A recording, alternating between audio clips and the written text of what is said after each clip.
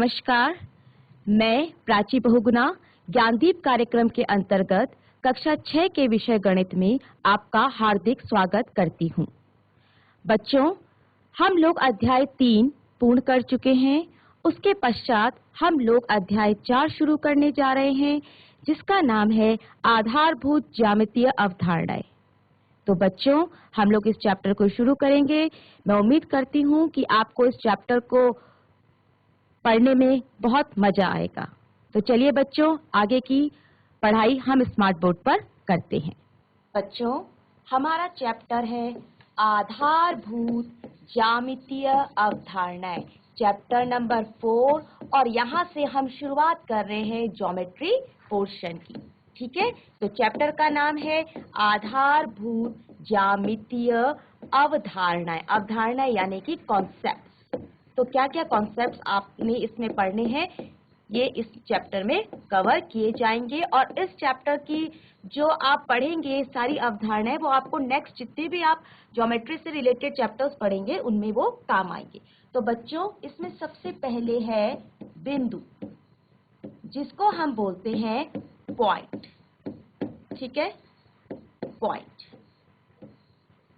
सबसे पहली अवधारणा हम बिंदु की पढ़ेंगे। तो बिंदु क्या होता है बच्चों? आपने देखा होगा, अगर हम पेंसिल के नुकीले सिरे से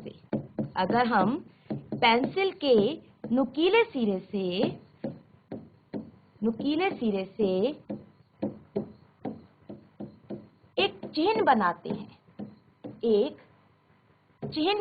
हैं जो लगभग नहीं दिखाई देने वाला बनता है।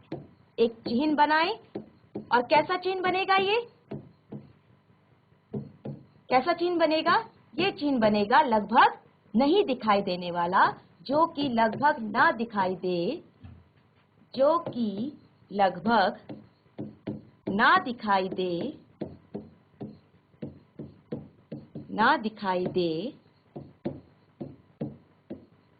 तो इसे बिंदु की अवधारणा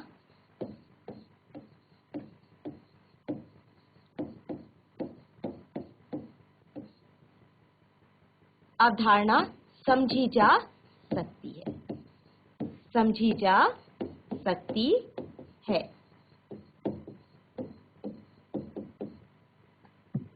तो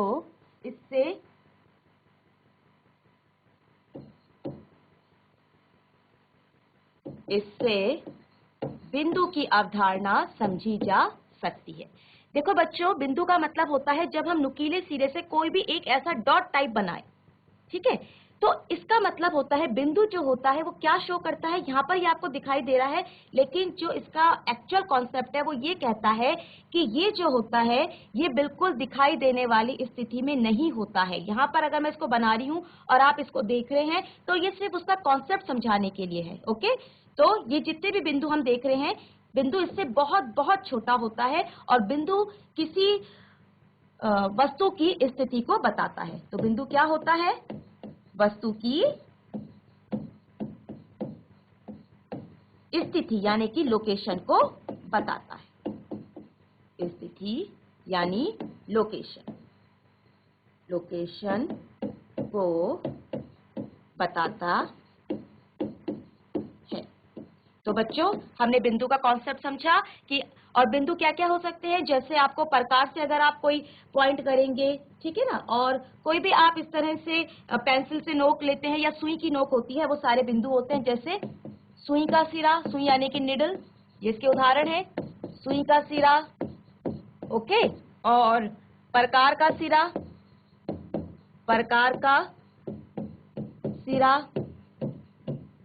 इसके अलावा पेंसिल का सिरा, जिससे कि हमने शुरुआत ही की थी अपनी, पेंसिल का सिरा। ये सारे उदाहरण हैं जिससे हम बिंदु की अवधारणा समझ सकते हैं। लेकिन इसका मतलब ये नहीं है कि ये बिंदु ही है, क्योंकि बिंदु दिखाई नहीं देने वाला चिन्ह है, और जहां पर हम इसको दिखाते हैं वहां पर हम इसको पॉइंट के रूप में शो करते हैं। लेकिन ये बिल्कुल ना दिखाई देने वाला एक पॉइंट ऐसा होता है जो कि स्थिति को बताता है। इसके बाद बच्चों, हमारा नेक्स्ट टॉपिक है रेखाखंड। रेखाखंड, जिसको हम इंग्लिश में बोलते हैं line segment, line segment.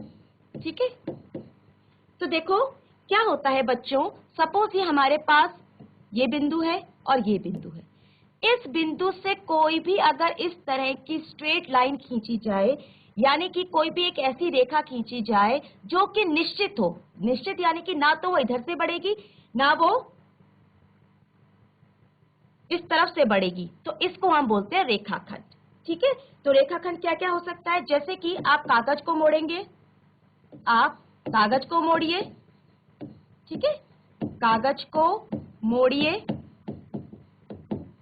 Okay, और उसके बाद उसे फिर खोल दीजिए, उसे फिर खोल दीजिए।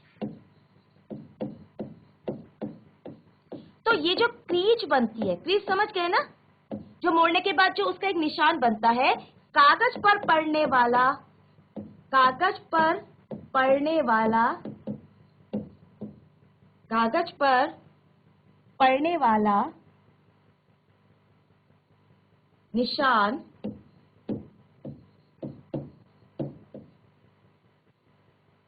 निशान रेखाखंड की अवधारणा को स्पष्ट करता है, रेखाखंड की अवधारणा को स्पष्ट करता है, को स्पष्ट करता है। ठीक है, तो ये क्या होते हैं, रेखाखंड होता है। तो देखो बच्चों, जैसे पोस्ट कार्ड का किनारा हो गया, इस तरह की कोई एक फिगर हम रेखाखंड में शो कर रहे हैं। इसका एक पॉइंट ए है और दूसरा पॉइंट बी है। ठीक है, एक पॉइंट ए और दूसरा पॉइंट बी है। तो जो इसके सिरे होते हैं, ठीक है ना, रेखाखंड के जो सिरे होते हैं, रेखाखंड के सिरे क्या कहलाते हैं, अंत बिंदु। क्या कहलाते हैं, अंत बिंदु। अंत बिंदु को इंग्लिश में हम बोलते हैं एंड पॉइंट, एंड पॉइंट। ठीक है,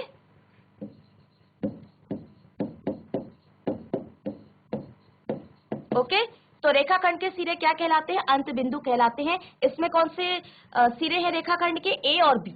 ठीक है, तो ए तथा बी रेखाखंड के अंत बिंदु हैं, अंत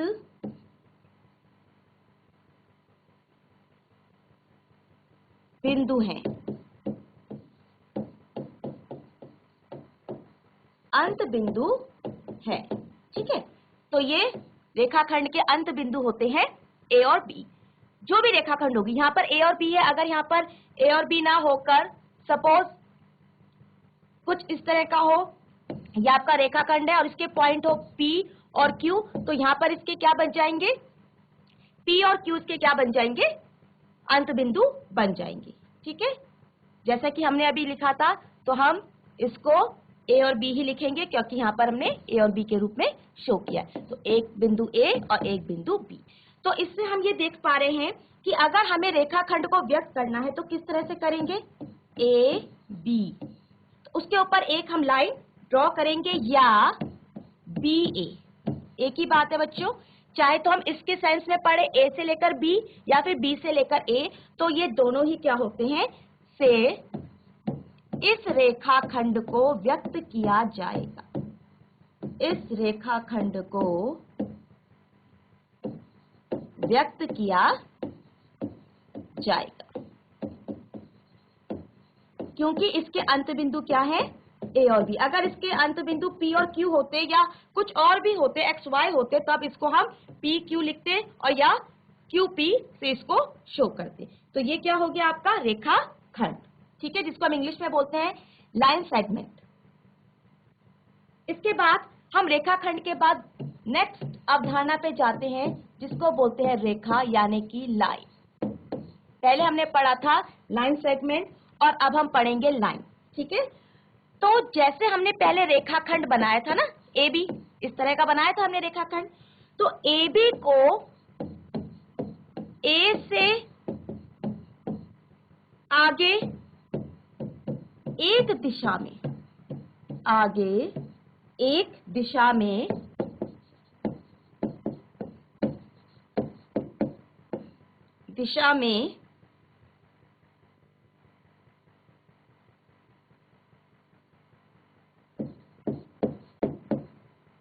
और B से आगे दूसरी दिशा में, और B से आगे दूसरी दिशा में, दूसरी दिशा में, ठीक है। बिना किसी अंत के अगर बढ़ाया जाए, ये बहुत इंपॉर्टेंट बात है कि रेखा का कोई अंत नहीं होता, जबकि जो रेखाखंड हमने पढ़े थे उसके कुछ एंड पॉइंट्स होते हैं, लेकिन इसके कोई एंड पॉइंट्स नहीं होते। तो बिना किसी अंत के विस्तृत किया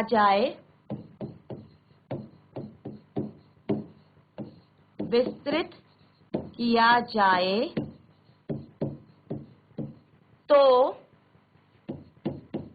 रेखा AB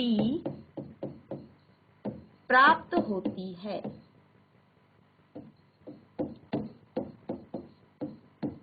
और बच्चों, रेखा को हमेशा इसके ऊपर एरो, ठीक है, इसके ऊपर सॉरी लाइन और दोनों तरफ एरो, ये आपको रेखा को ऐसे शो करना है। और अगर इस तरह का होगा तो ये होगा रेखाखंड, ये रेखाखंड होगा और ये रेखा होगी ऊपर वाली, ठीक है। तो इस तरह से क्या हुआ, रेखा हमें प्राप्त होती है। और रेखा जो होती है जैसे AB, ओके, एक रेखा है जो दोनों दिशाओं में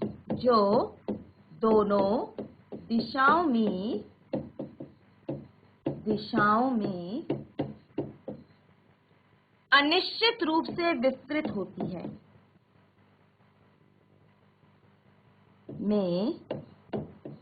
अनिश्चित रूप से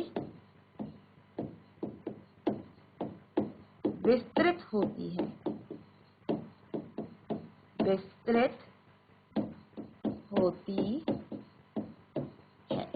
ठीक है। तो ये तो एक रेखा की मैंने आपको परिभाषा बताई। अब बताते हैं कि रेखा से इनका मतलब क्या है, कि रेखा क्या होती है, ठीक है। तो देखो बच्चों, हमने इससे पहले एक रेखाखंड बनाया था, जिसके एंड पॉइंट्स थे A और B, ठीक है। और हमने इसको शो किया था कुछ ऐसा, क्लियर है, ये रेखाखंड था, ठीक है। अब इसी रेखाखंड को मैं इसको दोबारा बना रही हूं, इसी रेखाखंड को हम इधर भी बढ़ाते रहें, ठीक है, और इधर भी बढ़ाते रहे, और ऐसा बढ़ाएं कि वो कभी भी समाप्त ना हो, अनंत काल तक वो बढ़ता ही रहे, इस दिशा में भी और इस दिशा में भी बढ़ता रहे। तो ये बन जाएगी आपकी रेखा, और इसको हम शो करेंगे, क्योंकि मैं दोनों दिशा में बढ़ा रही हूं तो इसके ऊपर दोनों साइड एरो आएगा, ठीक है। तो ये आपका था रेखाखंड और ये है आपकी रेखा। मुझे उम्मीद है आपको ये चीज क्लियर हो गई होगी, ठीक है। अब हम इसके बाद अपना नेक्स्ट जो टॉपिक है वो लेते हैं, प्रतिच्छेदी रेखाएं।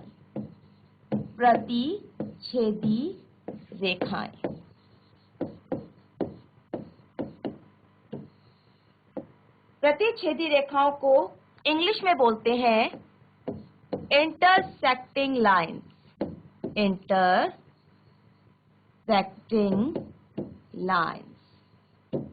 ठीक है।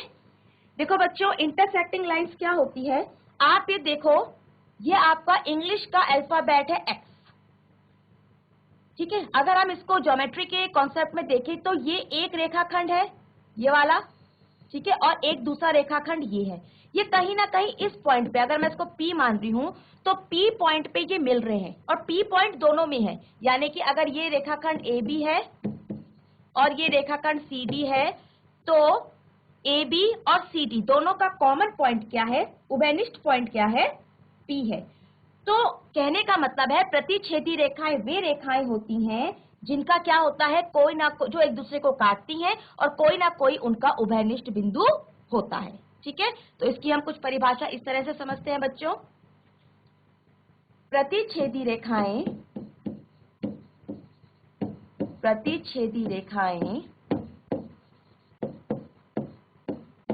ऐसी रेखाएं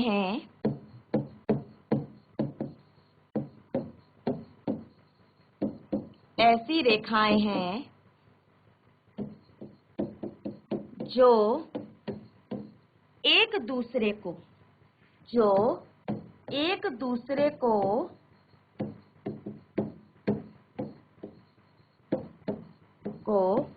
काटती हैं, ठीक है, तथा उनका एक उभयनिष्ठ बिंदु होता है। उभयनिष्ठ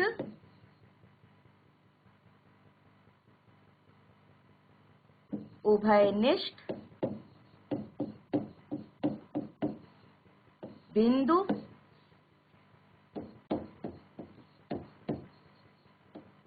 होता है। यानी कि आपने देखा प्रतिच्छेदी रेखाएं ऐसी रेखाएं हैं जो एक दूसरे को काटती हैं और उनका एक उभयनिष्ठ बिंदु होता है। ठीक है, तो इसका हमने उदाहरण अभी देखा, इसके बहुत से उदाहरण हो सकते हैं बच्चों। ये आपने परिभाषा समझी। तो देखो, जैसे मैंने दो रेखाखंड बनाए, एक ये और एक ये। ठीक है, ये रेखाखंड यहाँ पर अगर मैं इसको दोनों साइड डाल रही हूं तब ये रेखा बन जाएगी। ये याद रखना बच्चों, अब ये रेखा बन चुकी है क्योंकि इसमें मैंने दोनों साइड एरो लगाया है। क्लियर है? ठीक है, तो इसका हमने नाम लिया है L1 और इसको दिया है L2। तो रेखाखंड में भी कॉन्सेप्ट सही है और रेखा के लिए भी कॉन्सेप्ट सही है, कोई दिक्कत नहीं है। अब ये दोनों एक दूसरे को काट रही है बिंदु P पर। किस पे काट रही है? बिंदु P पर, और P इसका उभयनिष्ठ बिंदु है। P क्या है? इसका उभयनिष्ठ बिंदु।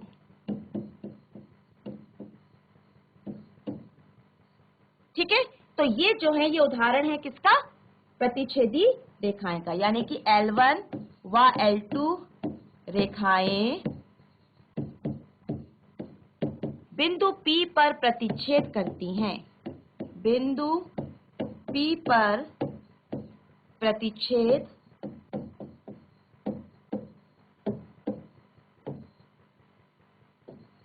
करती हैं। ठीक है, तो ये क्या है? ये परस्पर प्रतिच्छेदी रेखाएं हैं, यानी कि इंटरसेक्टिंग लाइंस हैं। ये परस्पर प्रतिच्छेदी रेखाएं हैं। क्लियर है? तो ये हमने इसका एग्जाम्पल देखा। इसके कुछ और उदाहरण भी हो सकते हैं, जैसे अंग्रेजी वर्णमाला का अक्षर X मैंने बताया था। इसके अलावा क्या क्या उदाहरण हो सकते हैं? इसके क्या क्या उदाहरण हो सकते हैं? परस्पर काटती हुई सड़कें, जैसे आपने देखा होगा एक दूसरे को क्रॉस करती हुई सड़कें होती है, तो वो भी एक तरह से प्रतिच्छेदी है। ठीक है, परस्पर काटती हुई सड़कें। ओके, इसके अलावा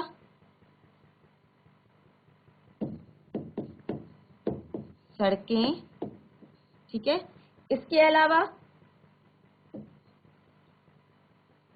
पुस्तिका के, जो आपकी अपनी पुस्तिका है, यानी कि आपकी नोटबुक है, अभ्यास पुस्तिका है, दो संलग्न किनारे।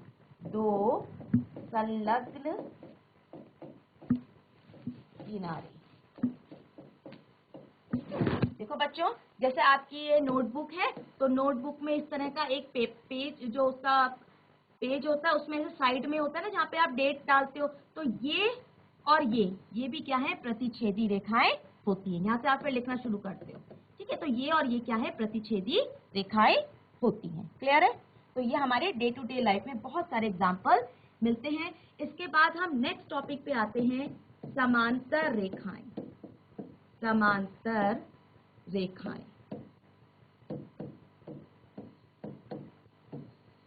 जिसको हम बोलते हैं पैरेलल लाइंस। ठीक है, देखो बच्चों, मैं यहाँ पर एक टेबल ड्रॉ कर रही हूं जैसा आपको दिखाई दे रही है। ठीक है, जो जैसा हमें विजन बनता है टेबल का, क्योंकि टेबल 3D है। 3D तो हम यहाँ पर बना नहीं सकते, मतलब लंबाई चौड़ाई और मोटाई तो हम यहाँ पर शो कर नहीं सकते। तो कुछ इस तरह का क्या है, मैं यहाँ पर टेबल बना रही हूं। ठीक है, ये सी टेबल है। अब इसके 4 कोने हैं, A, B, C and D। Clear है? अब देखो बच्चों, इसमें इस फिगर को आप देखें और मुझे बताएं कि AB, ठीक है, AB और BC, AB और BC कौन से पॉइंट पे प्रतिच्छेद कर रहे हैं? AB और BC। तो ये AB है और ये BC है। ठीक है, तो इनका पॉइंट क्या है प्रतिच्छेद करने का? यही तो है B। ठीक है, तो क्या कह सकते हैं, कौन से बिंदु पर प्रतिच्छेद कर रहे हैं? बिंदु B पर प्रतिच्छेद कर रहे हैं। क्लियर है? प्रतिच्छेदी रेखाओं के बारे में मैं इससे पहले आपको बता चुकी हूं, पर प्रतिच्छेद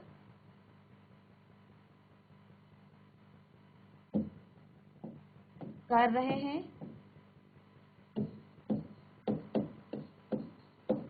ठीक है, इसी प्रकार AD और CD, अब ये AD और ये CD, ये देखो और ये देखो, ये जो है ये कहां प्रतिच्छेद कर रहे हैं एक दूसरे को? D पे। ठीक है ना, तो यानी कि AD और CD कौन से बिंदु पर प्रतिच्छेद कर रहे हैं? बिंदु D पर प्रतिच्छेद कर रहे हैं, प्रतिच्छेद कर रहे हैं।